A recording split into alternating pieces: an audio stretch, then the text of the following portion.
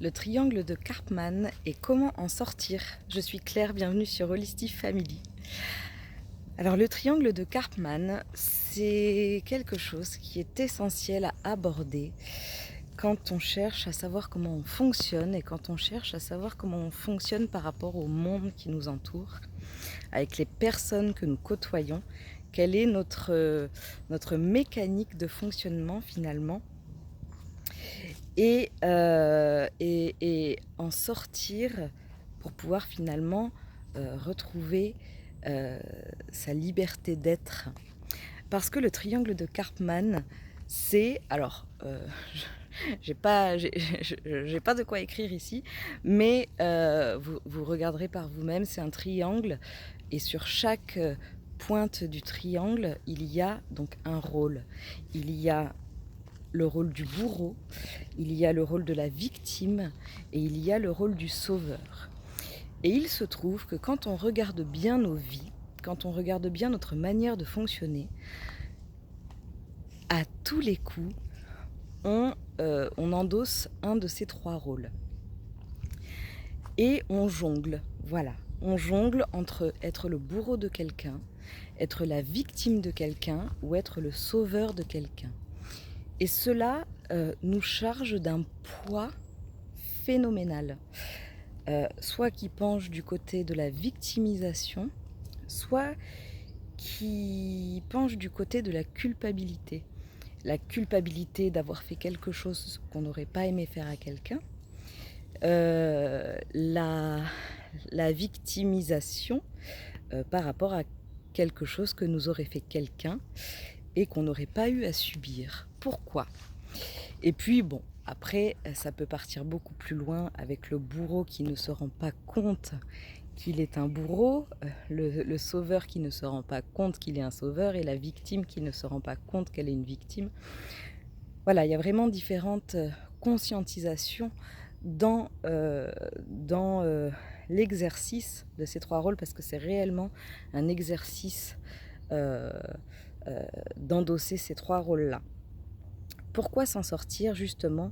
Pour se dégager de tout sentiment de culpabilité ou de victimisation pour être libre.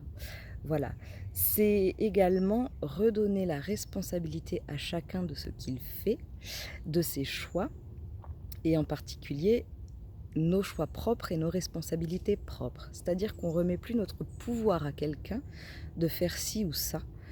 On peut directement s'apercevoir qu'une personne est responsable de ses actes, mais que ce n'est pas mon choix, ce n'est pas de ma responsabilité, et que ses actions lui appartiennent, que ses pensées lui appartiennent, et que moi je suis totalement libre de penser ce que je pense, de dire ce que je dis et de faire ce que je fais, sans pour autant être une victime ou un bourreau ou un sauveur. On est sans arrêt en train de jongler entre ces trois rôles. Et quand on regarde la vie sous cet aspect-là, ça devient très net et très évident qu'on est tout le temps en train d'éparpiller notre pouvoir et notre pensée. Si on prend le temps d'observer ses pensées, pour commencer, quand on commence à ruminer, c'est parce que soit on se sent coupable de quelque chose, soit qu'on a fait ou qu'on aurait pu faire pour le bourreau ou le sauveur, soit de quelque chose qui nous est arrivé. Pourquoi ça m'arrive à moi? Pourquoi le monde est-il aussi méchant? Et quand on redonne sa place à chacun, en leur enlevant une étiquette et juste en les considérant comme des êtres propres, avec une capacité de choisir, de réfléchir et d'agir propre, qui sont différents des vôtres, différentes des vôtres, je ne sais même plus comment j'ai commencé la phrase, mais en gros voilà, quand on redonne son pouvoir à chacun, on retrouve le nôtre, et c'est ça qui est essentiel. On se retrouve libre de penser, d'agir et de faire comme on le ressent.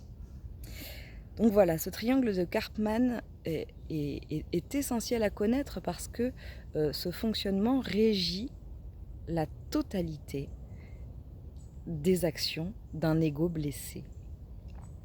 Donc voilà, je vous encourage vivement à vous y intéresser et, et à essayer d'observer votre propre fonctionnement et le fonctionnement des autres également pour comprendre peut-être un petit peu plus leur mécanique. Voilà, je vous embrasse très fort, je vous dis à très bientôt et passez une journée magique. À très vite, ciao!